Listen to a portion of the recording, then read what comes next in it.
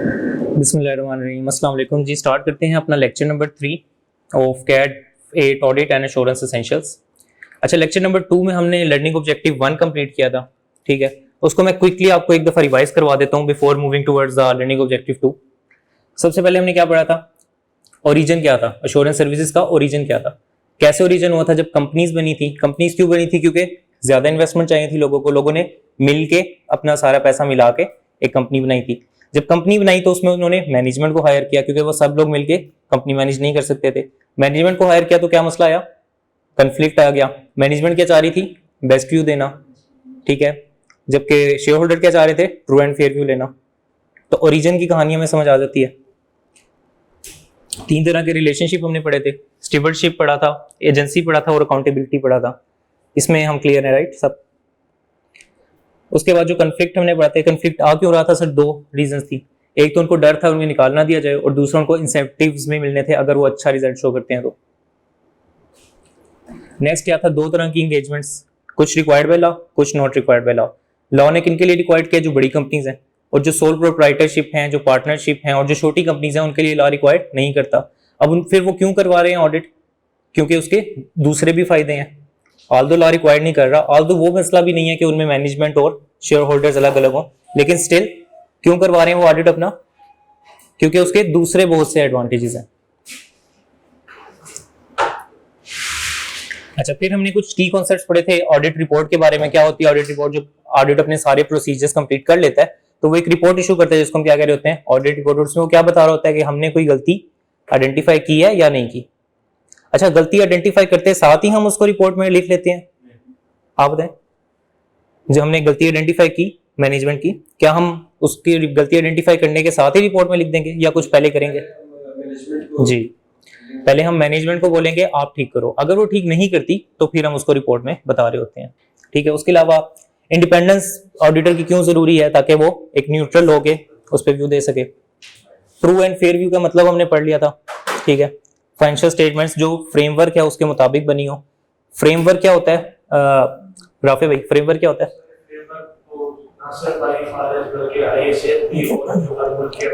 Yes, वो rules जिनके मुताबिक फाइनेंशियल स्टेटमेंट बना रही है मैनेजमेंट, ठीक है।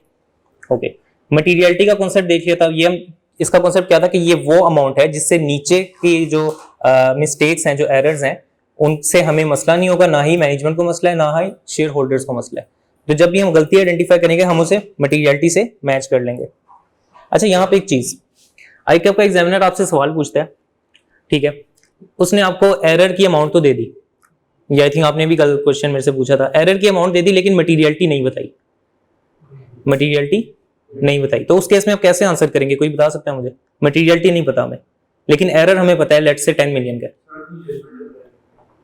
कैसे अप्लाई करेंगे?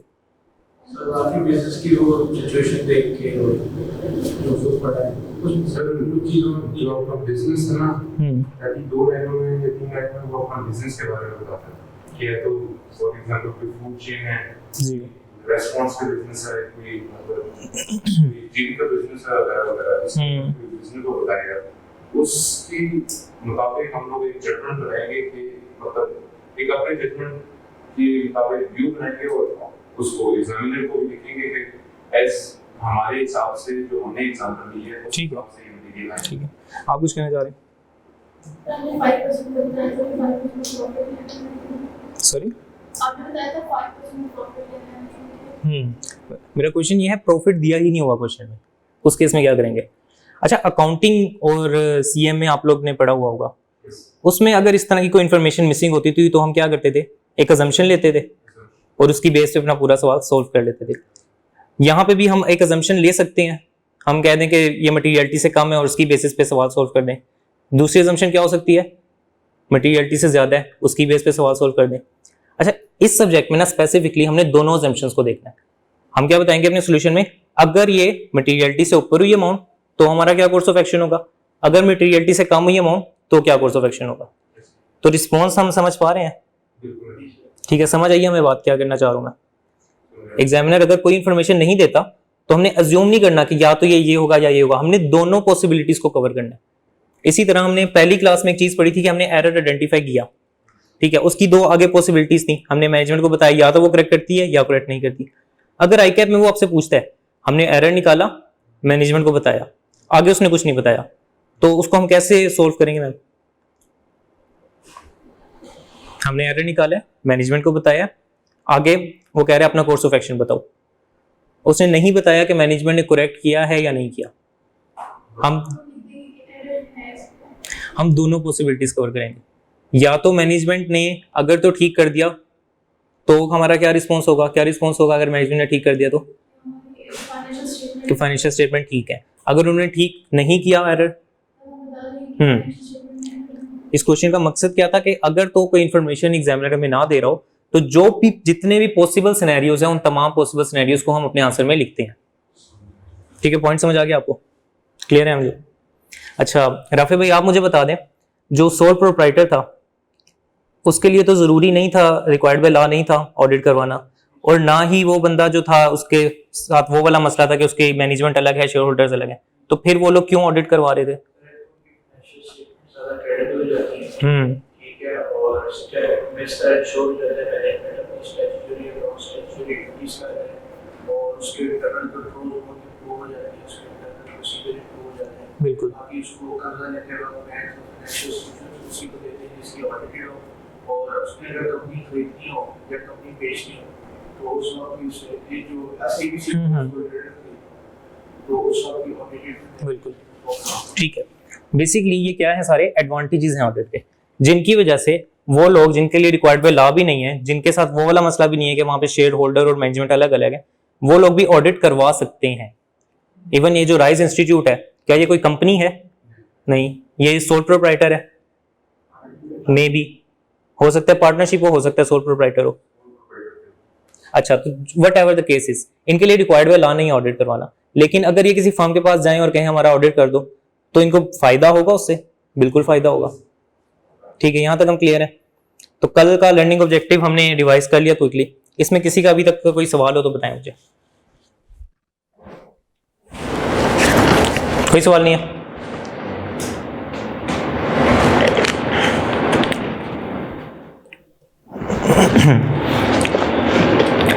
अच्छा, parties involve in audit, learning objective 2 है हमारा। सर कितनी पार्टीज ऑडिट में इन्वॉल्व होती हैं? कितनी पार्टीज इन्वॉल्व होती हैं राफे भाई? ठीक है, मैनेजमेंट क्या कर रही होती है? फाइनेंशियल स्टेटमेंट्स को प्रिपेयर कर रही होती है, बना रही होती है। ऑडिटर क्या कर रहा होता है? उनको वेरीफाई कर रहा होता है। ठीक, और जो शेयर होल्डर्स हैं वो क्या कर रहे होते हैं? उनको यूज कर रहे होते हैं। हाँ, तो बेसिकली जो यूजर्स होते हैं फाइनेंशियल स्टेटमेंट वो कौन है? Share holders. इस केस में शेयर होल्डर्स। अगर तो हमने लोन लेना हो बैंक से और बैंक के पास हम गए हैं, बैंक ने हमें कहा है कि ऑडिट करो अपनी फाइनेंशियल स्टेटमेंट, तो उस केस में यूजर कौन हो जाएगा? उस केस में यूजर बैंक हो जाएगा। यूजर का कॉन्सेप्ट हमें समझ आ रहा है? ठीक है, तो 3 पार्टीज इन्वॉल्व हैं, ऑडिटर, मैनेजमेंट एंड यूजर। इस केस में शेयर होल्डर्स हैं, लेकिन ये यूजर्स चेंज हो सकते हैं आगे जाकर। अच्छा, अभी हमने ना रिस्पॉन्सिबिलिटीज पढ़नी है तीनों पार्टीज की। जो हमारी मैनेजमेंट थी, फाइनेंशियल स्टेटमेंट प्रिपेयर करना किसका काम था? मैनेजमेंट का काम था। ठीक है, तो क्या कह सकते हैं, preparation and presentation of financial statements किसका काम है? मैनेजमेंट का काम है, in accordance with AFRF, applicable financial reporting framework. कल हमने क्या टर्म पढ़ी थी? Applicable framework. अभी हम उसको थोड़ा सा हमने बढ़ा दिया, एप्लीकेबल फाइनेंशियल रिपोर्टिंग फ्रेमवर्क कर दिया। तो इसका क्या मतलब है? मतलब वही है, वो रूल्स, वो असूल जिनके मुताबिक फाइनेंशियल स्टेटमेंट्स बनाई जा रही हैं। तो मैनेजमेंट की क्या रिस्पॉन्सिबिलिटी है? फाइनेंशियल स्टेटमेंट बनाना एप्लीकेबल फाइनेंशियल रिपोर्टिंग फ्रेमवर्क के मुताबिक। ठीक है, अच्छा, ये फाइनेंशियल स्टेटमेंट बनाते वक्त जो policies and procedure management follow कर रही होती है, उनको हमने क्या नाम दिया था कल? इंटरनल कंट्रोल्स का। इंटरनल कंट्रोल्स का, ठीक है। तो वो इंटरनल कंट्रोल्स अच्छे हैं या बुरे हैं, ये इंश्योर करना किसकी रिस्पॉन्सिबिलिटी है? मैनेजमेंट की। पहली रिस्पॉन्सिबिलिटी किसकी है? मैनेजमेंट की। ये पॉलिसीज कौन बना रहा होता है? मैनेजमेंट बना रही होती है। ऑडिटर तो बस उनको देख रहा होता है कि ये ठीक बनी है या गलत बनी है। प्राइमरी रिस्पॉन्सिबिलिटी एक होती है प्राइमरी, एक होती है सेकेंडरी। प्राइमरी रिस्पॉन्सिबिलिटी किसकी है? मैनेजमेंट की है। ठीक है, तो हम कह सकते हैं कि design, implementation and operating effectiveness of such internal controls, ठीक है, जो कि फाइनेंशियल स्टेटमेंट्स बनाने के लिए जरूरी हैं, जिनकी मदद से फाइनेंशियल स्टेटमेंट अच्छी बन सके, एक्यूरेट बन सके। क्लियर है यहां तक हम? दूसरी रिस्पॉन्सिबिलिटी मैनेजमेंट की हमें समझ आ गई। तीसरी रिस्पॉन्सिबिलिटी क्या बता रहा है? To provide auditor with information. अच्छा, राफे भाई जाते हैं ऑडिट करने क्लाइंट का, ठीक है। राफे भाई क्लाइंट के मैनेजमेंट के पास जाते हैं, जूनियर अकाउंटेंट के पास जाते हैं, उससे कहते हैं मुझे आप अपनी इस साल की जो है ये 10 इनवॉइसेस निकाल दें। वो कहता है मैं नहीं दे रहा आपको। क्या कर सकते हैं आप? उसके सुपीरियर को बताएंगे। जब एक शेयर होल्डर हमारे पास आता है, जब वो हमारे पास आता है, हमसे कहते हैं आप अपनी कंपनी का ऑडिट करवाने आता है, तो उस केस में वो इस चीज से एग्री होता है कि हम आपको जितनी भी इंफॉर्मेशन आप मांगेंगे हम आपको प्रोवाइड कर रहे होंगे। तो ऑडिटर जब भी किसी क्लाइंट के पास जाएगा तो उससे जो भी इंफॉर्मेशन मांगेगा, ठीक है, मैनेजमेंट के लिए जरूरी है, क्या है, जरूरी है कि वो उस इंफॉर्मेशन को प्रोवाइड करेगा। लेकिन जो इंफॉर्मेशन हम मांग रहे हैं वो हमारे काम से रेलिवेंट ही होनी चाहिए, राइट? ऐसे भी ये नहीं करना आपने नंबर मांगने शुरू हो जाए वहां पर जाके। हमारी फाइनेंशियल स्टेटमेंट्स के रिलेटेड ही होनी चाहिए इंफॉर्मेशन, ठीक है। ये 3 रिस्पॉन्सिबिलिटीज हमें क्लियर है मैनेजमेंट की, क्लियर है। इसको याद कैसे करना है? ये वर्डिंग याद करने की बिल्कुल जरूरत नहीं है, या आपकी जो लर्निंग ऑब्जेक्टिव जो नोट शेयर किया है उसमें जो लिखा है याद नहीं करना। बस सिंपल आपको यह क्या पता होना चाहिए, फाइनेंशियल स्टेटमेंट बनाना रिस्पॉन्सिबिलिटी है। इंटरनल कंट्रोल्स को डिजाइन, ये इसका कीवर्ड है, design, implement and operating effectiveness. Design का क्या मतलब है? उनको बनाना, ठीक है।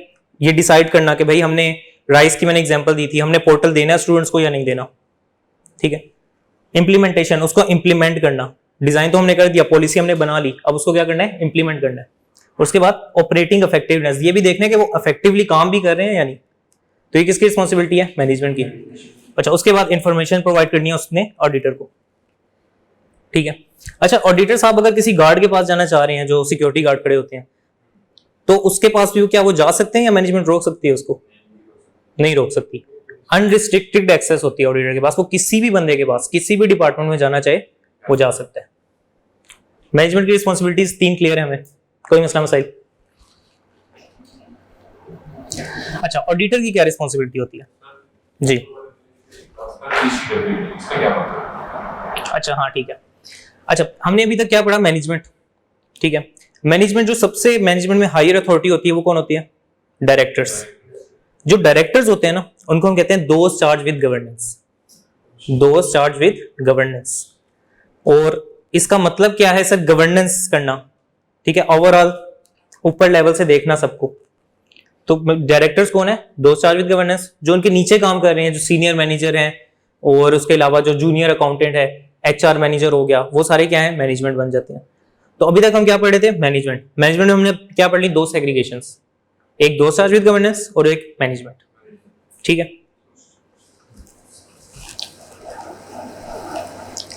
अच्छा, अभी हमने क्या देखना है? Responsibilities of auditor. ऑडिटर की भी 3 रिस्पॉन्सिबिलिटीज हमने बताई हुई हैं। अच्छा, पहली रिस्पॉन्सिबिलिटी क्या है? रीजनेबल एश्योरेंस लेना कि फाइनेंशियल स्टेटमेंट फ्री है मटेरियल मिस स्टेटमेंट से। मिस स्टेटमेंट एक, अच्छा, इसमें कुछ चीजें हमने डिस्कस करनी है। सबसे पहली, मिस स्टेटमेंट मटेरियल होनी चाहिए, ये हमें समझ आती है बात। इमटेरियल मिस स्टेटमेंट आइडेंटिफाई कर भी ली तो इससे कोई मसले की बात नहीं है। मटेरियल मिस स्टेटमेंट आइडेंटिफाई करना हमारी जिम्मेदारी है, ठीक है। अच्छा, ये कोई गलती अगर होती है फाइनेंशियल स्टेटमेंट में, फॉर एग्जांपल मैंने एक एग्जांपल दी थी, डेप्रिसिएशन 10 लाख रिकॉर्ड करना था, उसने 1 लाख कर लिया। ये 2 रीजन की वजह से हो सकती है, या तो उससे एक जीरो गलती से कम ज्यादा हो गया, या फिर उसने जानबूझ के किया। अगर तो गलती होती है तो उसको क्या कहते हैं? एरर। अगर जानबूझ के किया हो तो फ्रॉड। तो सर ये मिस स्टेटमेंट क्यों हो सकती है? वेदर ड्यू टू एरर और फ्रॉड। जी, लिखा है ना कि whether financial statements are free from material misstatement, whether due to error, immaterial हो, अगर fraud की वजह से हो, फिर क्या करना चाहिए? फिर वो मटेरियल बन जाती है। ये हम अभी आगे जाके पढ़ेंगे। भाई का क्वेश्चन क्या है कि अगर तो हमने एक गलती आइडेंटिफाई की, वो गलती छोटी सी है, ठीक है, गलती की अमाउंट इतनी ज्यादा नहीं है, लेकिन उस गलती से हमें ये पता चल गया कि ये जो बंदा है ना ये फ्रॉड कर रहा है, तो क्या इससे रिस्क नहीं बहुत ज्यादा बढ़ जाता कि अगर हमने एक ट्रांजैक्शन आइडेंटिफाई की है उसमें ये बंदा फ्रॉड कर रहा है, तो यकीनन वो बाकी जगह भी फ्रॉड कर रहा होगा छोटी छोटी अमाउंट्स का, तो इससे हमारा रिस्क बढ़ जाता है। तो फिर वो चीज हमारे लिए मटेरियल बन जाती है। लेकिन ये हमने आगे जाके अगले चैप्टर में कवर करना है। अभी भाई ने क्वेश्चन किया था तो जस्ट मैंने बता दिया, ठीक है। अच्छा, एक और चीज में क्या है? Reasonable assurance. अच्छा, अभी तक के डिस्कशन में हमने ये डिस्कस किया क्या कि ऑडिटर 100% चीजें चेक करता है? हमने इस पर डिस्कशन नहीं की। सर, ऑडिटर 100% चीजें चेक नहीं कर सकता, ह्यूमनली पॉसिबल ही नहीं है। एक लिस्टेड कंपनी में अगर आप जाएं, डेली बेसिस पे तकरीबन 200-300 ट्रांजैक्शन हो रही होती हैं, डेबिट क्रेडिट हो रहे होते हैं। हमारे पास कितना टाइम होता है? 3 महीने। उन 3 महीनों में भी पहले के 10-12 दिन मैनेजमेंट कह रही होती है सर अभी तो बना रहे हैं हम, डाटा आपको बाद में देंगे, गोलियां करवा रही होती है मैनेजमेंट, ठीक है। तो अभी जो हमारे पास बहुत लिमिटेड सा टाइम होता है उसमें हम 100% ट्रांजैक्शन को चेक नहीं कर सकते। तो क्या हम उस पर, जब हमने 100% चीज ही चेक नहीं की, तो क्या हम कह सकते हैं कि आपकी फाइनेंशियल स्टेटमेंट 100% ठीक है? कहना भी नहीं चाहिए ना, क्योंकि अगर एक चीज हमने 100% चेक ही नहीं की है तो हम क्या कह सकते हैं कि आपकी फाइनेंशियल स्टेटमेंट 100% ठीक है? ये तो हम तब कह सकते हैं ना जब हमने एक एक ट्रांजैक्शन को उठा के, एक एक डेबिट क्रेडिट को उठाकर देखा होता। तो इसलिए हम उसको 100% ठीक होने की गारंटी नहीं दे रहे होते। हम क्या दे रहे होते हैं? रीजनेबल एश्योरेंस, यानी कि रीजनेबल हद तक हमने देखा है आपकी फाइनेंशियल स्टेटमेंट को, और जितना हमने सैंपल उठाया है, सैंपल क्या होता है? फॉर एग्जांपल 100 ट्रांजैक्शन है तो उसमें से मैं एक सैंपल बना लेता हूँ 20 ट्रांजैक्शन का, उसके ऊपर मैं अपने प्रोसीजर परफॉर्म कर लेता हूँ, ठीक है। तो मैं क्या कहता हूँ कि हमने जितना चेक किया है उसके मुताबिक आपकी फाइनेंशियल स्टेटमेंट ठीक है, तो हम क्या दे रहे हैं? रीजनेबल एश्योरेंस दे रहे हैं। अगर हम कहते हैं 100% हमने काम चेक किया तो उसको कहते हैं एब्सोल्यूट एश्योरेंस। तो एब्सोल्यूट एश्योरेंस हम नहीं दे रहे होते, हम क्या दे रहे होते हैं? Reasonable assurance. यहां तक किसी का कोई सवाल? जी, ओके सर जी।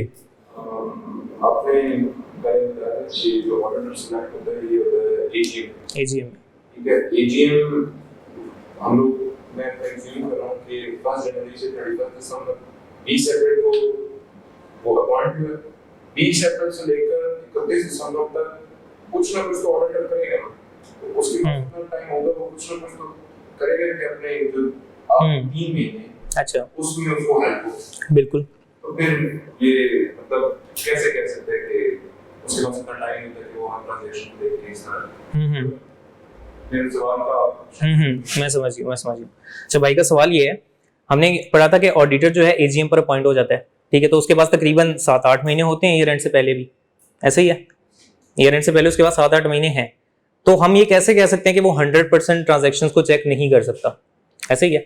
अच्छा, जो प्रॉफिट एंड लॉस आइटम्स होती हैं वो फॉर द ईयर होती हैं, उसमें जितने भी खर्चे हो रहे होते हैं डेली बेसिस पे रिकॉर्ड हो रहे होते हैं। अगर ऑडिटर चाहे तो उनको तो वेरीफाई कर सकता है इस तरह, लेकिन जो बैलेंस शीट आइटम्स हैं, जो क्लोजिंग बैलेंस आ रहा है, आपने एक टर्म पढ़ी होगी रिसीवेबल। क्या होता है रिसीवेबल?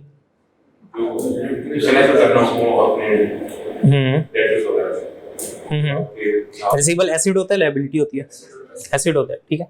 तो ये रिसीवेबल का जो क्लोजिंग बैलेंस जो हमारी बैलेंस शीट में आ रहा होता है, क्या ये ईयर एंड साल खत्म होने से पहले हम वेरीफाई कर सकते हैं? नहीं कर सकते। अच्छा, जो इन्वेंट्री आ रही होती है हमारे पास, इन्वेंट्री का भी एक क्लोजिंग बैलेंस आ रहा होता है।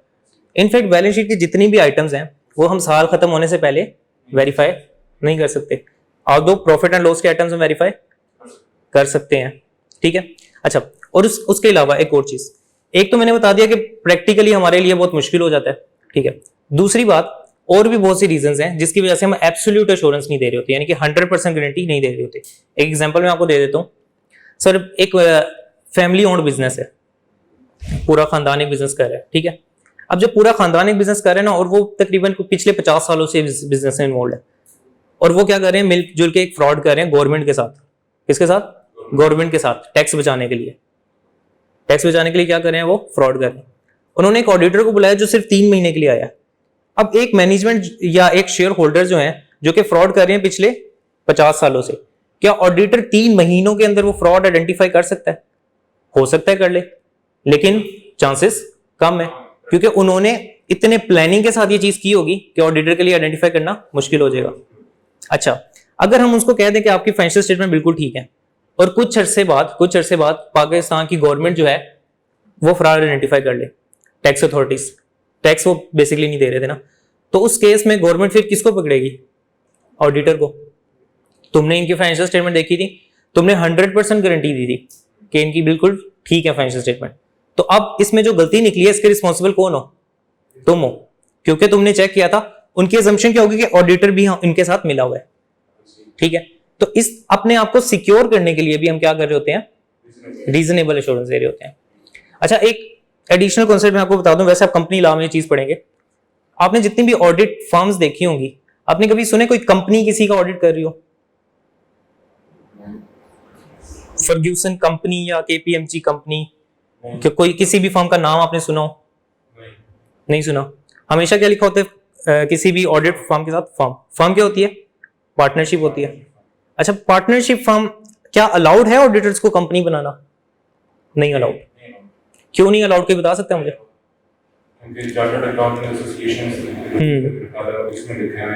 नहीं, उसका रीजनिंग क्या है? ऑडिटर्स को कंपनी बनाना क्यों नहीं अलाउड? एक आपने कॉन्सेप्ट पढ़ा होगा लिमिटेड लायबिलिटी का। लिमिटेड लायबिलिटी क्या होती है, कोई बता सकते हैं मुझे? जी, कंपनी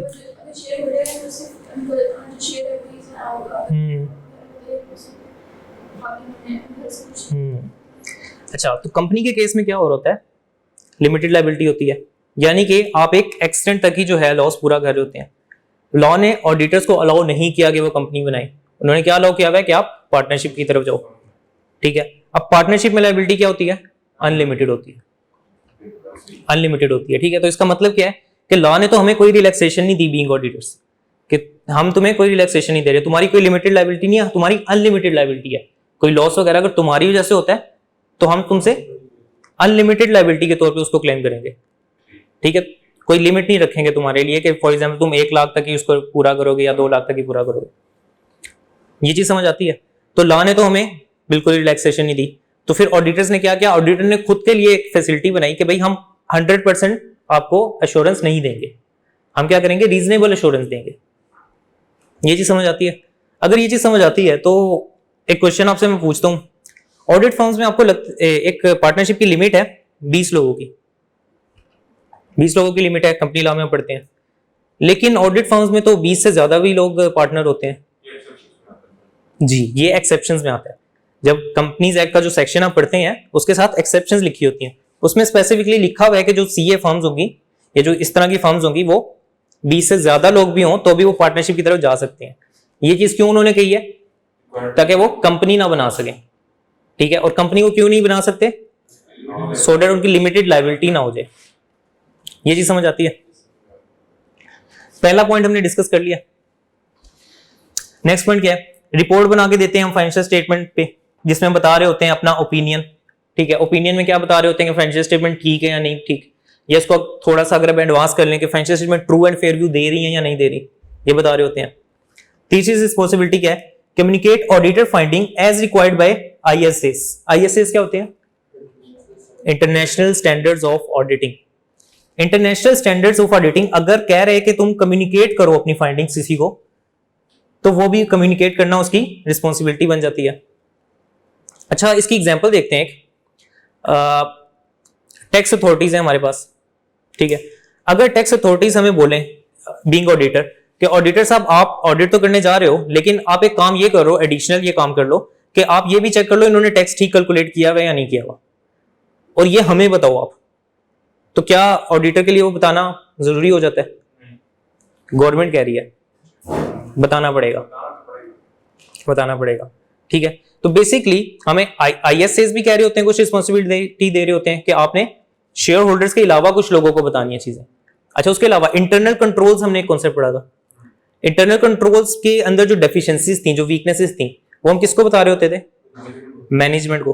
क्या वो शेयर होल्डर को बता रहे हैं? नहीं, किसको बता रहे हैं? मैनेजमेंट को। तो ये चीज हम किसको कम्युनिकेट कर रहे हैं? मैनेजमेंट को, शेयर होल्डर्स को नहीं कर रहे। अच्छा, ये चीज जो है कि इंटरनल कंट्रोल्स वीक है या स्ट्रॉन्ग है, ये हम अपनी ऑडिट रिपोर्ट में बता रहे होते हैं क्या? ऑडिट रिपोर्ट में ये चीज हम नहीं बता रहे होते। इसके लिए हम अलग से एक लेटर बनाते हैं और वो लेटर किसको देते हैं? मैनेजमेंट को। ऑडिट रिपोर्ट में हम नहीं बताते कि आपके कंट्रोल्स वीक हैं या स्ट्रॉन्ग है, क्योंकि ऑडिट रिपोर्ट का क्या मकसद है?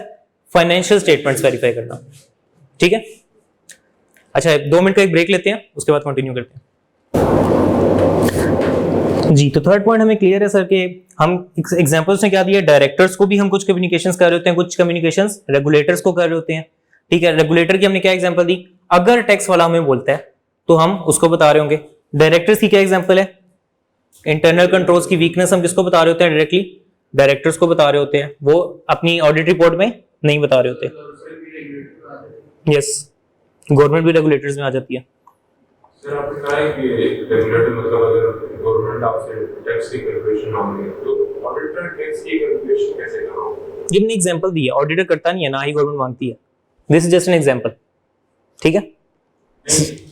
गवर्नमेंट कुछ भी अगर मांगे, गवर्नमेंट कुछ गवर्नमेंट मांगती है उसे टैक्स की कैलकुलेशन, फिर हम क्या करेंगे? ऑडिटर कैसे मतलब वो तो ऑडिट करता है फाइनेंशियल स्टेटमेंट्स का, टैक्स से फाइनेंशियल स्टेटमेंट में टैक्स एक्सपेंस आ रहा होता है, टैक्स एक्सपेंस आ रहा होता है ना, प्रॉफिट बिफोर टैक्स, फिर टैक्स होता है, फिर प्रॉफिट आफ्टर टैक्स। हो सकता है आपने कैफ लेवल पर ये चीज ना पढ़ी हो, कैफ 5 में पढ़ी है, ओके। तो टैक्स अगर एक प्रॉफिट एंड लॉस स्टेटमेंट में आ रहा है तो उसके ऊपर हम अपनी प्रोसीजर परफॉर्म नहीं करते क्या? लाजमी है हमारे लिए, टैक्स के ऊपर प्रोसीजर परफॉर्म करते हैं, डिफरेंट तरीके के प्रोसीजर, वो हम पढ़ेंगे भी आगे जाके कौन से प्रोसीजर परफॉर्म करते हैं। तो अगर हमसे एफबीआर कह रही है कि आपने जो प्रोसीजर परफॉर्म किए हैं उसकी बेसिस पे आप हमें बता दें कि आपको क्या लगता है कि इन्होंने जो अपना एक्सपेंस निकाला है इस साल का वो ठीक है या गलत है, तो क्या हम हमारे लिए कोई मसला है उसमें कुछ एडिशनल काम करना पड़ेगा? हमें नहीं करना पड़ेगा, हो जाएगा, राइट। इसके अलावा अगर एडिशनल काम करना भी पड़ता है और हमें वो गवर्नमेंट कह देती है तो हम वो कर लेते हैं, सही है। 3 रिस्पॉन्सिबिलिटीज ऑडिटर की हमें क्लियर है?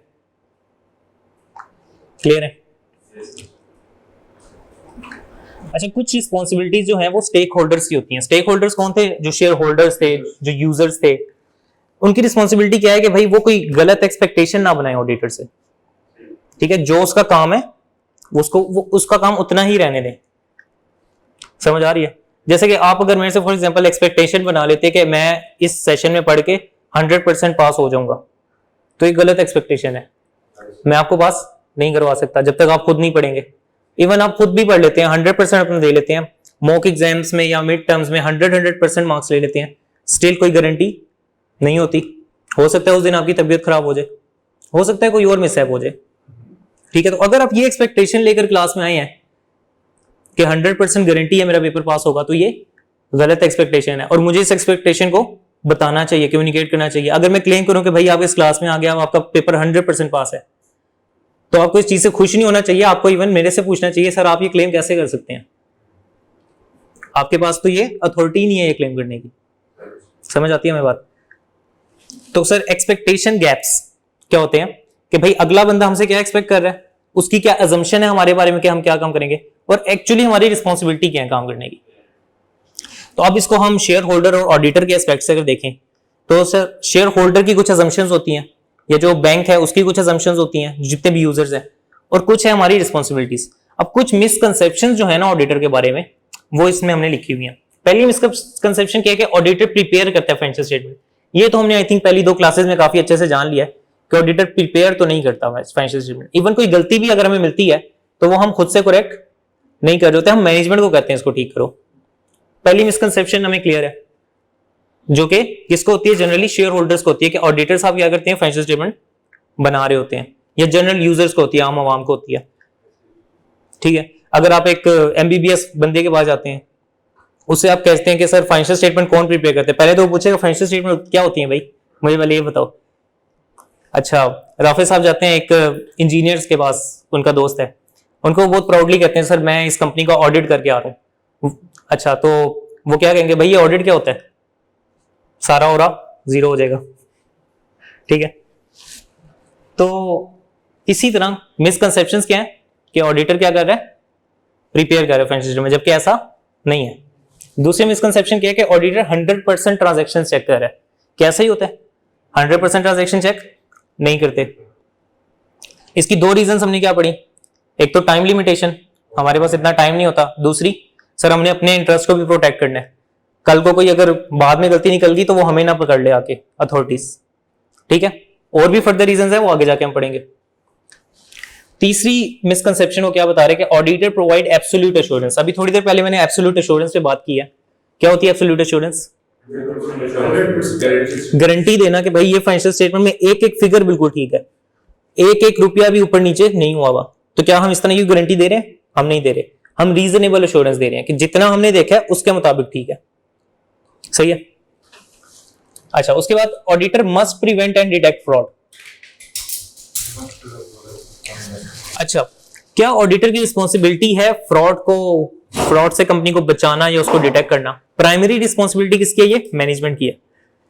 प्राइमरी रिस्पॉन्सिबिलिटी किसकी है? मैनेजमेंट की है। ऑडिटर क्यों आया था इसी की कंपनी में? चेक करने। क्या चेक करने? फाइनेंशियल स्टेटमेंट्स को। अब उस प्रोसेस के दरमियान हो सकता है उसको कोई इस तरह का इंस्टेंस मिल जाए जिससे उसको पता चल जाए कि इस कंपनी में फ्रॉड हो रहा है, ठीक है। लेकिन आप एक ऑडिटर को पकड़ नहीं सकते इस वजह से कि भाई इस कंपनी में फ्रॉड हो रहा था और तुमने आइडेंटिफाई नहीं किया, क्योंकि उसका मेन पर्पस क्या था? फाइनेंशियल स्टेटमेंट की फिगर को वेरीफाई करना। उसका मकसद ये नहीं था कि मैंने फ्रॉड को आइडेंटिफाई करना है। उसके लिए अलग असाइनमेंट्स होती हैं, वो भी जनरली सीएस ही कर रहे होते हैं, लेकिन उनका स्कोप अलग होता है, उनकी प्लानिंग अलग होती है। उसमें वो एक एरिया को टारगेट करके देख रहे होते हैं, उसमें कितने लोग थे, उन्होंने कैसे काम किया। फ्रॉड इन्वेस्टिगेशन की अलग असाइनमेंट्स होती हैं। तो ऑडिट का मकसद क्या था? फाइनेंशियल स्टेटमेंट वेरीफाई करना। अगर उसको फ्रॉड मिल जाए तो वेल एंड गुड, हम बता देंगे। अगर नहीं मिलता तो हमारे ऊपर कोई लायबिलिटी नहीं है जी। ये मैनेजमेंट की रिस्पांसिबिलिटी कैसे हो सकती है जब मैनेजमेंट खुद फ्रॉड करके खुद प्रिवेंट करेगी, खुद ही मिलेंगे? मैनेजमेंट में एक बंदा तो नहीं था। हो सकता है कि एक जूनियर अकाउंटेंट फ्रॉड कर रहा हो, तो किसकी रिस्पांसिबिलिटी है? उसको आइडेंटिफाई करना, उसको पकड़वाना, सीनियर की, ठीक है। अगर सीनियर मैनेजर फ्रॉड कर रहा है, किसकी रिस्पांसिबिलिटी है? सीएफओ, लेट से सीएफओ की रिस्पांसिबिलिटी है। सीएफओ फ्रॉड कर रहा है, किसकी रिस्पांसिबिलिटी है? डायरेक्टर्स की। अब एक क्वेश्चन आ जाता है, अगर डायरेक्टर फ्रॉड कर रहे हो, डायरेक्टर भी तो फ्रॉड कर रहे होते हैं, तो उसके लिए फिर हम ऑडिट करवा रहे हैं। पहली क्लास में हमने क्या डिस्कस किया था कि ऑडिट क्यों करवा रहे हैं? ताकि अगर कोई मसला मसाइल हो फाइनेंशियल स्टेटमेंट में तो वो ठीक हो जाए, ठीक है। तो अल्टीमेटली आइडियली मैनेजमेंट की रिस्पॉन्सिबिलिटी है इंश्योर करना कि पूरी ऑर्गेनाइजेशन में कोई फ्रॉड ना हो रहा हो। अपनी पॉलिसीज ऐसी बनाए कि जिसकी वजह से फ्रॉड क्या हो रहा हो? प्रिवेंट हो रहा हो। जैसे कि एग्जांपल हमने कल देखी थी कि एक बंदा सेल इनवॉइस को सिस्टम में डाल रहा था, दूसरा बंदा क्या कर रहा था? उसको अप्रूव कर रहा था। तो इससे चांसेस ऑफ फ्रॉड क्या हो जाते हैं? थोड़े से कम हो जाते हैं। लेकिन अगर एक ही बंदे को रिस्पॉन्सिबिलिटी दे रही हो कि तुमने ही रिकॉर्ड करनी है, तुमने ही अप्रूव करना है, तुमने ही फाइनेंशियल स्टेटमेंट में डालनी है, तो इससे चांसेस ऑफ फ्रॉड क्या होंगे?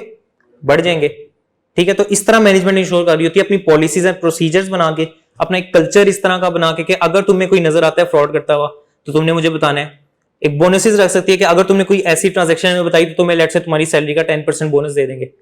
प्रमोट करना, ठीक है, प्रमोट करना इस चीज को कि अगर तुम्हें कोई स्टेज इस तरह का नजर आता है तो हमें आके बताओ, क्योंकि अल्टीमेटली ये मैनेजमेंट का ही काम है कि फाइनेंशियल स्टेटमेंट ठीक बने।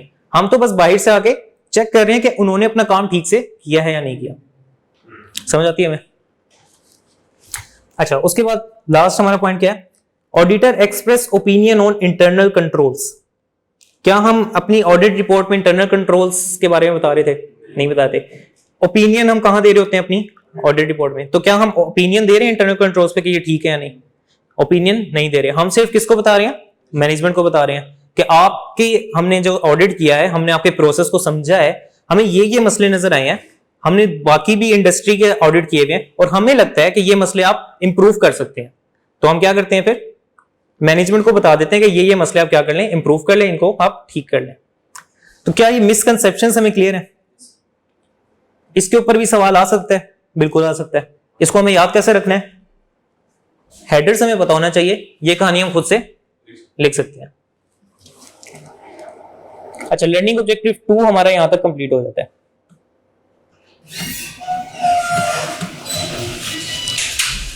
नेक्स्ट हमने अपना स्टार्ट करना है लर्निंग ऑब्जेक्टिव 3, जिसमें बता रहा है who is a good auditor. एक अच्छा ऑडिटर कौन होता है? 3 कैरेक्टरिस्टिक्स बताए उसने, 3 क्वालिटीज बताई उसने एक अच्छे ऑडिटर की। इंडिपेंडेंस होना चाहिए उसमें, इंडिपेंडेंट होना चाहिए। अच्छा, इंडिपेंडेंस की एग्जांपल्स देखते हैं कुछ। ये तो हमने बहुत अच्छे से डिस्कस कर लिया कि इंडिपेंडेंट होना उसके लिए क्यों जरूरी है, राइट। कुछ एग्जांपल्स इसकी देखें। अगर financial interest with the client, अगर एक कंपनी फॉर एग्जांपल यूनिलीवर है, उसमें मेरा भी शेयर है बीइंग एन ऑडिटर और मैं जिसका ऑडिट करने जा रहा हूं उसका भी शेयर है, या फिर मैं जिस कंपनी का ऑडिट कर रहा हूं यूनिलीवर का, ठीक है, उसके अंदर मेरे शेयर्स हैं। तो अब होगा क्या मेरी कोशिश ये नहीं होगी कि उसके बारे में कोई गलत चीज मैं ना पब्लिक को बता रहा हूं। अगर मैंने गलत चीज बता दी तो शेयर प्राइस क्या हो जाएगा? गिर जाएगा, और इससे अल्टीमेटली लॉस किसका हो रहा होगा? मेरा हो रहा होगा, क्योंकि मैंने उसमें शेयर्स खरीदे हुए हैं। तो अगर तो इस तरह का कोई मेरा फाइनेंशियल इंटरेस्ट है क्लाइंट के साथ, तो मैं क्या करूंगा? अपनी इंडिपेंडेंस को कॉम्प्रोमाइज कर रहा हूं, मैं इंडिपेंडेंटली काम नहीं कर सकूंगा। दूसरी एग्जांपल क्या बताई हुई है? Family and personal relationships with the client. हमने पहली क्लास में भी आई थिंक डिस्कस किया था कि अगर मैनेजमेंट में मेरा भाई काम कर रहा है और मैं एज एन ऑडिटर जा रहा हूँ उस कंपनी के ऑडिट के लिए, तो क्या मैं अपना काम ठीक से कर सकता हूँ? नहीं कर सकता ऑब्वियसली, ठीक है। तो इसलिए फैमिली एंड पर्सनल रिलेशनशिप भी नहीं होना चाहिए मेरा क्लाइंट के साथ। ये मेरा एक दोस्त है, ठीक है, सीए के अंदर आप सब दोस्त बन जाते हैं ना। तो आप एक कंपनी में काम कर रहे हैं और ये एक ऑडिट फर्म, इन्होंने एक ऑडिट फर्म ज्वाइन कर लिया। अब ये बीइंग एन ऑडिटर जब आपकी कंपनी का ऑडिट करने आएंगे तो क्या ये इंडिपेंडेंटली काम कर सकेंगे? नहीं कर सकेंगे, आपको फेवर दे रहे होंगे, तो इंडिपेंडेंस इनकी क्या हो जाएगी? कॉम्प्रोमाइज हो जाएगी। तीसरी एग्जांपल क्या दी है? Employment with client. अगर आप एक ऑडिट फर्म में भी काम कर रहे हैं, उसके साथ साथ आप एक बैंक में भी काम कर रहे हैं और आपको ऑडिट फर्म उसी बैंक के ऑडिट के लिए भेज देती है, ठीक है। फॉर एग्जांपल आप दो जॉब्स कर रहे हैं, ठीक है। मॉर्निंग शिफ्ट में आप एक बैंक में काम कर रहे हैं, इवनिंग शिफ्ट में आप ऑडिट फर्म का पार्ट है। ऑडिट फर्म क्या करती है? आपको उसी बैंक के ऑडिट के लिए भेज देती है। तो क्या आप उस अपनी ही ऑर्गेनाइजेशन का जिसमें आप काम भी कर रहे हैं उसका ऑडिट ठीक से कर पाएंगे? नहीं कर सकते। अच्छा, इसी एग्जांपल को थोड़ा सा एक्सटेंड करते हैं। आप क्लाइंट पे गए हैं, एहसन भाई क्लाइंट पे गए, उनके आर्टिकल्स खत्म होने वाले थे। अच्छा, क्लाइंट उनसे बहुत खुश था, भाई आपने तो सारा काम ना बहुत अच्छे से करते हो, बाकी टीम आपकी ठीक से काम नहीं करती, आप बहुत अच्छे लगे हमें, आप क्या करो हमारी ऑर्गेनाइजेशन को ज्वाइन कर लो, आप क्या करो हमारी ऑर्गेनाइजेशन को ज्वाइन कर लो।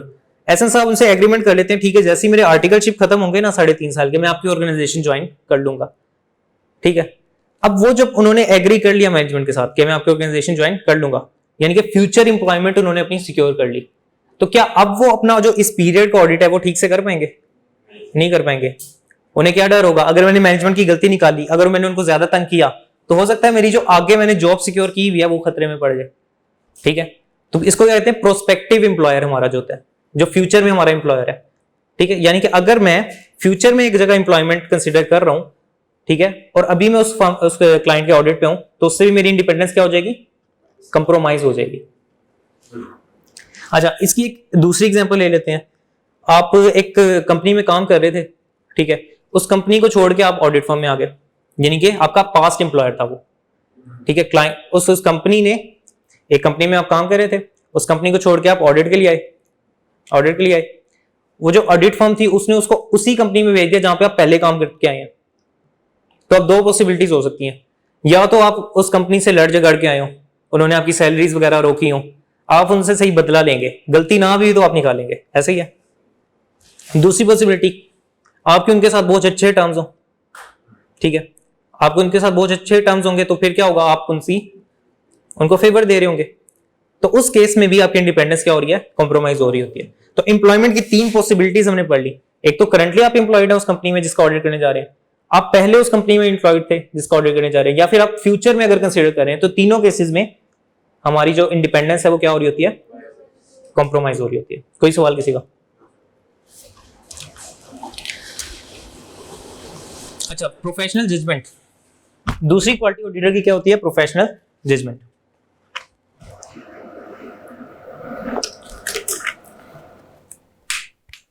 अच्छा, हम लोग यार इस दुनिया में आए हैं, तो हमें कुछ रूल्स वगैरह बताए हुए हैं कि इस दुनिया में हमने जिंदगी कैसे गुजारनी है? कहाँ बताए हुए? नहीं बताए हुए, आप कह रहे हैं। अच्छा, आप क्या कह रहे हैं? सॉरी, इस दुनिया में जिंदगी कैसे गुजारनी है हमने कुरान मजीद में क्या बताए हुए हैं? असूल बताए हुए हैं। क्या हम लोगों को वो असूल पता है? नहीं पता, अनफॉर्चुनेटली नहीं पता, ठीक है। कोशिश करनी चाहिए पता करने की उन असूलों को। अच्छा, खैर, बात हमारी क्या थी? कुरान पाक में हमें असूल बता दिया, लेकिन क्या वो हर एक इंस्टेंस को डिस्कस कर रहा है कुरान पाक? हर एक इंस्टेंस को डिस्कस नहीं कर रहा। फिर हम क्या कर रहे होते हैं? हम उलमा कराम के पास जाते हैं जो एक्सपर्ट हैं इन चीजों के, उनके पास जब हम जाते हैं तो वो अपने डिसीजन देते हैं अपनी जजमेंट की बेस पे। वो जजमेंट वो कैसे बना रहे होते हैं? जो उन्होंने 15-20 साल दीनी तालीम हासिल की होती है उसकी बेस पे बना रहे होते हैं। एग्जाम्पल एक लेते हैं, जब ये वीडियो कैमरा आए थे तो क्या हुआ था? शुरू में उलमा कराम ने कहा कि ये अलाउड नहीं है इस्लाम में, ठीक है। उन्होंने क्या कहा? ये अलाउड नहीं है। वो किस बेसिस पर कह रहे थे? अपनी जजमेंट की बेसिस पर।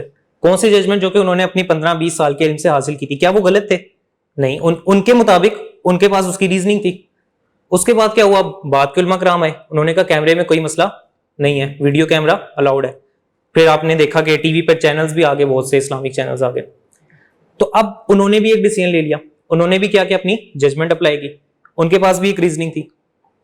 कहने का मकसद क्या है कि भाई हर बंदे ने अपनी क्या की जजमेंट अप्लाई की, कोई भी गलत नहीं था, और उन सबके पास क्या थी, रीजनिंग थी। अब ऑडिट के लिए, अब जब ऑडिट के लिए हम जाते हैं तो हमें ऑडिट के भी कुछ रूल्स, कुछ असूल बताए हुए हैं। कहाँ बताए हुए हैं? आइजास में, इंटरनेशनल स्टैंडर्ड्स ऑफ ऑडिटिंग में। तो ऑडिट के लिए भी ये पॉसिबल नहीं है कि वो ऑडिटर को हर एक इंस्टेंस बता सके कि अगर ये होगा तो तुमने ये करना है, ये होगा तो ये करना है। तो अगर हमारे पास किसी एक इंस्टेंस की गाइडलाइन नहीं है तो हमें क्या करना होगा, वहां पे जजमेंट अप्लाई करनी है। अब ये जजमेंट कहां से आ रही होगी सर? जो आपने अपने फाइनेंशियल रिपोर्टिंग की बुक्स में पढ़ी है चीजें, आपने अपनी अकाउंटिंग में पढ़ी है, आपने ऑडिट के स्टैंडर्ड जो अब तक पढ़े हैं, उसके अलावा आपने प्रैक्टिकली जो काम करेंगे आप फ्यूचर में जाके, प्रोफेशनली जब आप वर्क करते हैं तो उससे बहुत सी चीजें सीखते हैं। तो उनसे जो आपकी एक जजमेंट बन रही होती है, उन सर्कमस्टेंस में आपको जो लग रहा होता है कि यार ये चीज मुझे लगता है ये ठीक रहेगी यहाँ पे, तो वो काम आप कर रहे होते हैं। तो उसको क्या कह रहे होते हैं हम? Professional judgement. अगर ये चीज समझ आती है तो आपसे क्वेश्चन करूं मैं, सर एक हमारा प्रोसीजर होता है ईयर एंड पे, जो एक बैलेंस शीट में एक आइटम आ रही होती है इन्वेंट्री, ठीक है, उस इन्वेंट्री को हमने वेरीफाई करना होता है उसी दिन ईयर एंड पर ही, ताकि हम क्या चेक कर लें कि जो फिगर बताई हुई है बैलेंस शीट में वो एक्चुअली है या नहीं। फिजिकल वेरिफिकेशन कर रहे होते हैं इन्वेंट्री की। लेकिन अगर क्लाइंट की इन्वेंट्री एक ऐसी जगह पड़ी है जो कि फ्रीजिंग टेम्परेचर में है, वहां पे एक इंसान सर्वाइव ही नहीं कर सकता, 1 सेकंड से ज्यादा रुक नहीं सकता, आप उसको कैसे फिजिकल वेरीफाई कर सकते हैं? कोई बता सकता है मुझे? सोचें। इंटरनल कंट्रोल, इन्वेंट्री जो स्टोर करने के तरीके हैं वो मतलब किस तरह के हम सर्च कर लेते हैं कि सिक्योरिटी कैमरा का, अच्छा, सिक्योरिटी कैमरा लगा है कि कौन अंदर जा रहा है, कौन सामान कितना रख रहा है, कितना आ रहा है, सामने कोई सिक्योरिटी गार्ड होता है वो चेक कर रहे हैं कौन जाने वाला बंदा है, कंपनी का है, लोअर है, इस तरह है। ठीक है, तो आप कह रहे हैं बेसिकली, आप क्या कह रहे हैं कि जो मैनेजमेंट के लोग हैं हम उनसे पूछेंगे कि आपने क्या बेसिकली अपने प्रोसीजर रखे हुए हैं इंश्योर करने के लिए कि इन्वेंट्री आपकी पूरी हो। ठीक है, आप कुछ कहना चाहेंगे इस पे? आप भी मैनेजमेंट पे रिलाई कर रहे हैं, आप क्या कहेंगे कुछ? अरे इन्वेंट्री निकालनी भी तो होती है, इसी मतलब ये निकालनी होती है। बिल्कुल, ये बहुत अच्छी बात की है सर, इन्वेंट्री निकालनी भी तो होती है, कुछ तो तरीका होगा उस इन्वेंट्री को निकालने का। ऑडिटर ने पॉसिबिलिटी सोचनी होती है, ठीक है। अच्छा, आप कुछ इस पे सजेशन? कोई सजेशन नहीं है।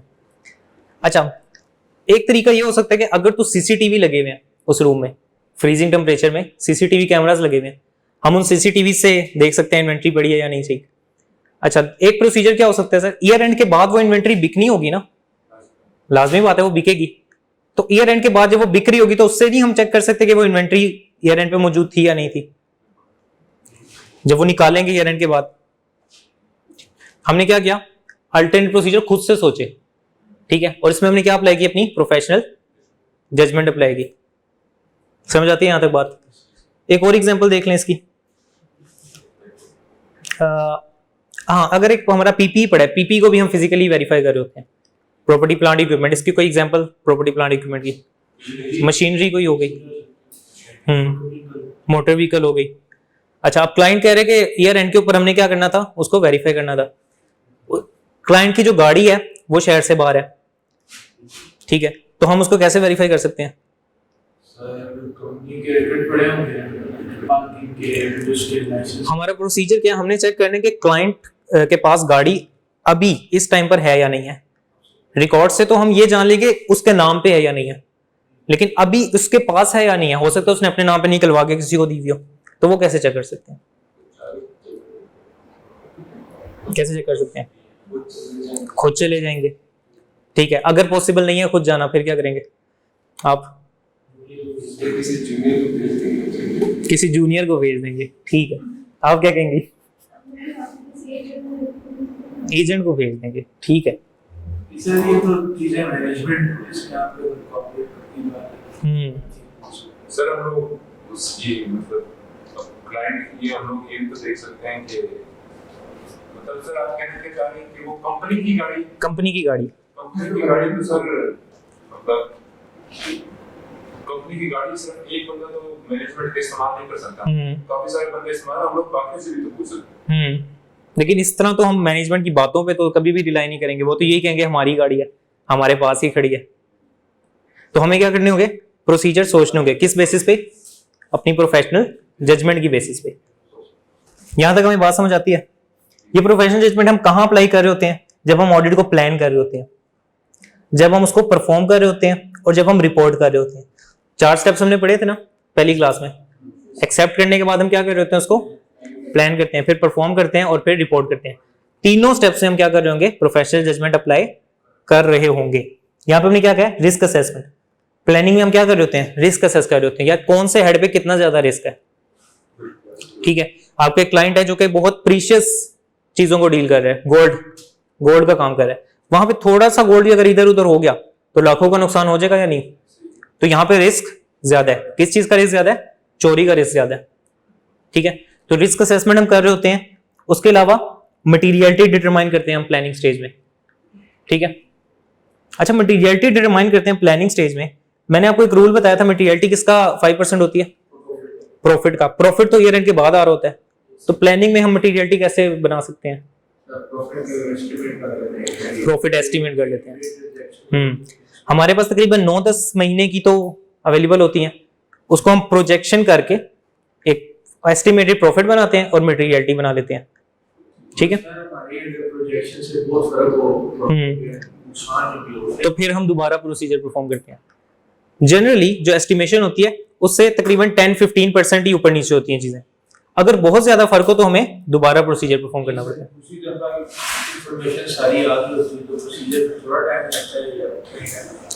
अच्छा मैं आपको बताता हूँ, मटीरियलिटी की बेस पे ना हम बना रहे होते हैं अपना सैंपल।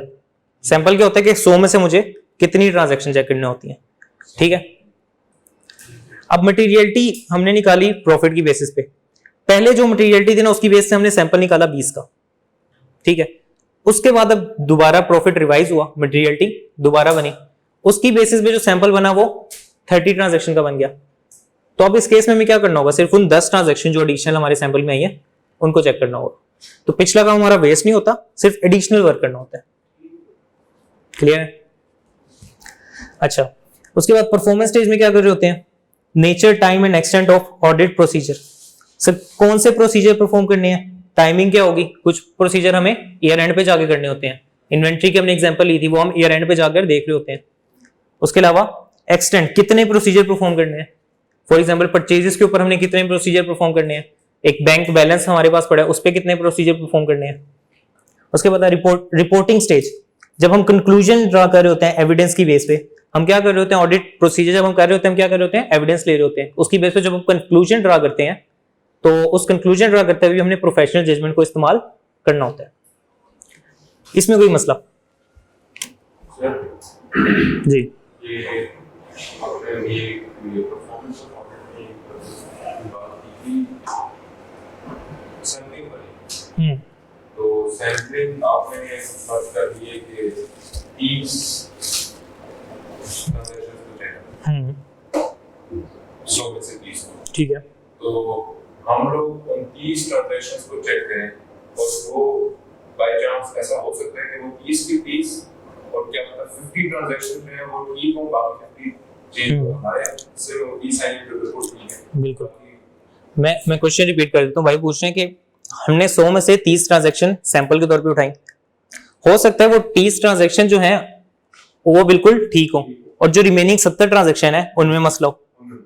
ठीक है, तो इसकी वजह से ये जो 30 ट्रांजैक्शन हम चूज करेंगे ना उसमें हम डिफरेंट फैक्टर्स रखेंगे माइंड में। One of the factor is वो 30 की 30 बड़ी बड़ी अमाउंट्स होनी चाहिए। ठीक है, दूसरा फैक्टर उसमें वो अगर किसी अनयूजुअल किसी एक ऐसी पार्टी के साथ ट्रांजैक्शन है जिसके साथ हमने पहले ट्रांजैक्शन नहीं की, ठीक है, वो ट्रांजैक्शन हम उठा लेंगे। तो हम फैक्टर्स इस तरह के रखते हैं कि जिससे हम इंश्योर कर लें कि ये जो 30% है ना ये पूरी पॉपुलेशन का रिप्रेजेंटेटिव हो। स्टैट्स में हम एक चीज पढ़ते हैं ना, जो हम सैंपल उठाते हैं वो रिप्रेजेंटेटिव होना चाहिए पूरी पॉपुलेशन का।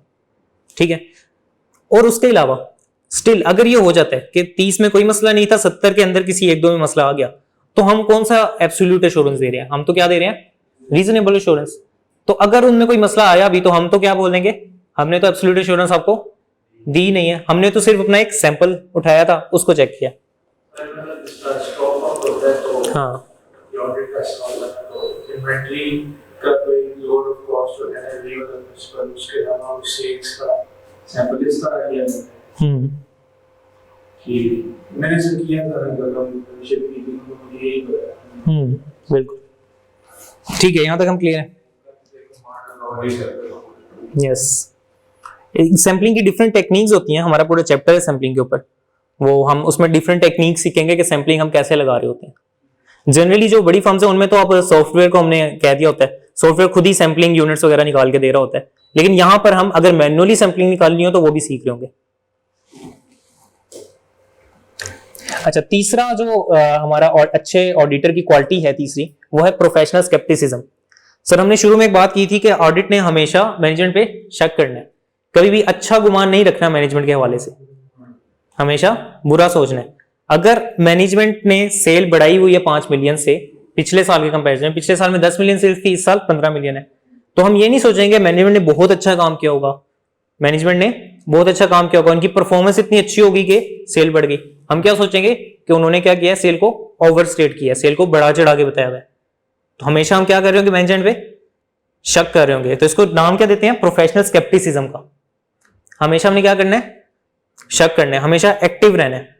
एग्जाम्पल लिख देते हैं, एहसन भाई क्लाइंट पे गए, क्लाइंट ने उनको बिठाया, चाय शाय मंगवाई।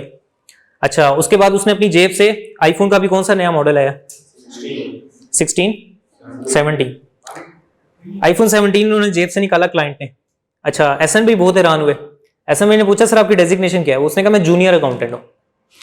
अच्छा, एहसन भाई को उन्होंने सारा रिकॉर्ड, अच्छा जब हम क्लाइंट पे जाते हैं ना, हमें सैलरीज वगैरह का सारा रिकॉर्ड मिल जाता है, आपको पता होगा एचआर की तरफ से हम सारा सैलरीज वगैरह का रिकॉर्ड ले रहे होते हैं। अच्छा, एहसन भाई ने उसकी सैलरी पूछी, वो थी 50,000 रुपए पर मंथ, ठीक है। अब एहसन भाई ने कहा यार ये 50,000 पर मंथ सैलरी ले रहा है, इतना महंगा आईफोन ये कैसे अफोर्ड कर सकता है, शक हुआ। अब आपके पास दो पॉसिबिलिटीज हैं, या तो आप ये अज्यूम कर लें कि यार इसके खानदानी अमीर होगा, सिर्फ पैशन के लिए ये अकाउंटेंट की जॉब कर रहा है, कुछ पैशन होता है ना लोगों का, कुछ लोगों का गिटार बजाना होता है, हो सकता है उसका पैशन हो कि मुझे अकाउंटिंग सीखनी है। एक तो ये पॉसिबिलिटी है। दूसरी पॉसिबिलिटी क्या है कि भाई उसने कोई फ्रॉड किया होगा, कंपनी से उसने फ्रॉड किया होगा, और उस फ्रॉड की वजह से वो क्या इस काबिल हुआ है कि वो आईफोन खरीद रहा है। तो हम बीइंग अ प्रोफेशनल ऑडिटर अगर आप स्केप्टिसिज्म अप्लाई करेंगे तो उस केस में क्या हो रहा होगा, आप देखेंगे कि भाई वो कौन सा एरिया देख रहा है। लेट्स से वो देख रहा है भाई सैलरीज को देख रहा है, या लेट्स से कह देते हैं कि वो परचेजेस का एरिया देख रहा है। आप क्या करेंगे, आप अपनी टीम पे आ जाएंगे, आप कहेंगे यार परचेजेस के एरिया पे ना ज्यादा फोकस करना, क्यों, मुझे शक है कि उसमें फ्रॉड हुआ होगा। स्केप्टिसिज्म का कॉन्सेप्ट समझ आता है हमें, ठीक है।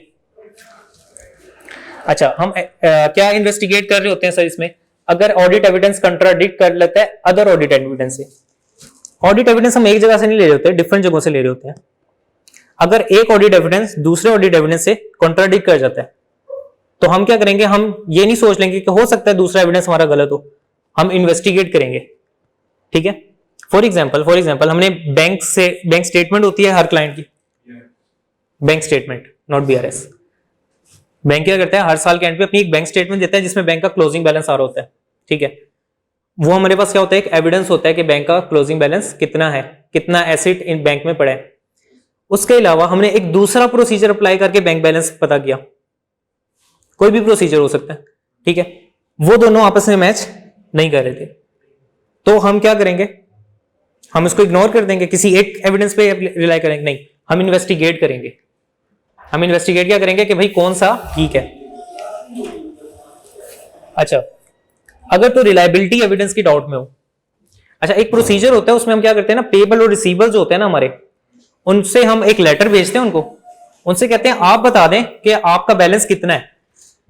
एक तो बैलेंस हमने अपनी फाइनेंशियल स्टेटमेंट में रिकॉर्ड किया हुआ है, उनके पास भी तो रिकॉर्ड होगा, जो हमारा रिसीवेबल है अगले बंदे का वो पेबल होगा, और जो हमारा पेबल है अगले बंदे का वो रिसीवेबल होगा। तो हम एक लेटर बना के देते हैं किसको, जो क्लाइंट का रिसीवेबल है, ठीक है, यानी कि जिस रिसीवेबल कौन होता है, जिसको हमने सेल की हुई है, ठीक है, और उसको पैसे हमने उससे लेने हैं, हमारा एसेट है, ठीक है। तो हम क्या कर रहे होते हैं, उस पार्टी को जिससे हमने पैसे लेने हैं, जिससे क्लाइंट ने पैसे लेने हैं, उसको एक लेटर बना के भेज रहे होते हैं और उससे कहते हैं यार आप हमें कंफर्म कर दो अमाउंट को। लेकिन अगर हमें पता चले कि वो जो पार्टी है ना वो उस क्लाइंट का छोटा भाई है, वो कंपनी उस क्लाइंट के छोटे भाई की है, तो अब रिलायबिलिटी जो थी हमारे एविडेंस की वो डाउट में आ गई या नहीं? उसका छोटा भाई तो हमेशा एग्री ही करेगा, ठीक है। या फिर एक क्लाइंट में मैं जाता हूं, मैं कहता हूं कि सर मुझे इस पार्टी को ना लेटर लिख के भेजना है, वो सीएफओ के पास में जाता हूं, सीएफओ कहता है यार ये तो मेरा अपना ही बंदा है, इसके साथ तो मेरी बचपन की दोस्ती है, तो अब रिलायबिलिटी डाउट में आ जाएगी, ठीक है। दूसरा, there is an indication of fraud, जो आईफोन की अपनी एग्जांपल दी थी वो क्या थी? इंडिकेशन थी भाई फ्रॉड की। समझ आती है हमें बात? यहां तक कोई मसला इस स्लाइड में? जी जी, ये जो आपने बोला था, अच्छा, एक मतलब कंपनी था, कंपनी कौन सी है ये रेजिडेंस कंपनी, ऊपर लिफ्ट में जा रहा था तो वो मर्सिडीज लेके आया था चार्टर्ड अकाउंटेंट, और ऊपर जा रहा था और ये ऑडिटर था यहाँ पे साथ में, तो ऑडिटर कहते हैं कि हम लोग ऑडिटर लिए, तो वो हम लोग ऊपर जा रहा था उसी के साथ में, तो मैं बड़ा परेशान हूँ, मैंने कहा यार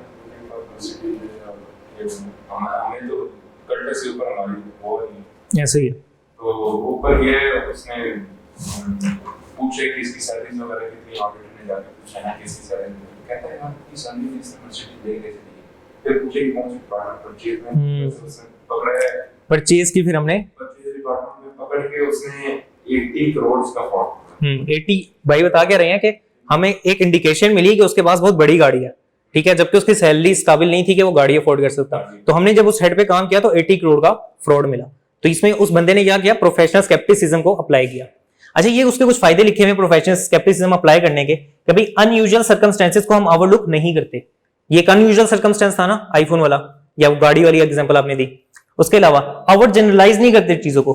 भाई एक अकाउंट्स डिपार्टमेंट में एक मौलवी साहब बैठे हैं जो कि 5 वक्त के नमाजी हैं, ठीक है, हमने सेल का एरिया भी देख लिया, सेल में कोई मसला भी नहीं था, क्या हम ये एज्यूम कर लें कि परचेज में भी कोई मसला नहीं होगा? नहीं, हम एज्यूम नहीं करते, जनरलाइज नहीं करेंगे हम चीजों को। अच्छा, उसके बाद इनएप्रोप्रिएट अजम्पशंस नहीं ले रहे होते determining audit procedures and evaluating results. Sir हम कोई इनएप्रोप्रिएट अजम्पशन नहीं लेंगे, हमेशा हम क्या करेंगे? हम शक करेंगे उन पे कि हो सकता है अगर डेप्रिसिएशन एक्सपेंस पिछले साल से बढ़े, तो हम ये नहीं सोचेंगे कि ठीक है इन्होंने मशीनरी खरीदी होगी, हम चेक करेंगे मशीनरी खरीदी है या नहीं खरीदी। अगर नहीं खरीदी तो हम पूछेंगे क्यों डेप्रिसिएशन एक्सपेंस बढ़ा है। अच्छा, अगर आपने अकाउंटिंग पढ़ चुके हैं तो एक क्वेश्चन, लास्ट क्वेश्चन है, फिर क्लास हम एंड करते हैं। क्या ऐसी पॉसिबिलिटीज है कि हमारे पीपीई जो है, पिछले साल हमारी 10 आइटम्स थी, 10 मशीनरी थी, इस साल भी 10 मशीनरी है, लेकिन डेप्रिसिएशन एक्सपेंस बढ़ गया, क्या इसकी कोई रीजन हो सकती है? लाइफ चेंज होगी उसकी, अच्छी है, यहाँ भी एसेशन वाला तो रिवैल्यूएशन हो सकती है, लाइफ चेंज हो सकती है, मल्टीपल रीजन हो सकती हैं। तो क्या हम अज्यूम कर लें कि ये मल्टीपल रीजन में से कोई एक आधी रीजन होगी जिसकी वजह से डेप्रिसिएशन चेंज हो रही है? अज्यूम नहीं करना, हम क्या करेंगे? एविडेंस लेंगे, पूछेंगे उनसे कि भाई क्या मसला है, क्यों डेप्रिसिएशन बढ़ रही है। ये भी तो हो सकता है ना कि उन्होंने डेप्रिसिएशन इसलिए ज्यादा की क्योंकि हम लोग को टैक्स में बचत होती है, प्रॉफिट कम होगा, इंपेयरमेंट हो जाती है। फिर इंपेयरमेंट जब होगी तो उसकी अकॉर्डिंगली डेप्रिसिएशन भी चेंज हो रही होती है, बिल्कुल। अच्छा, लर्निंग ऑब्जेक्टिव 2 जो था हमारा और जो लर्निंग ऑब्जेक्टिव 3 था वो हमने डिस्कस कर लिया।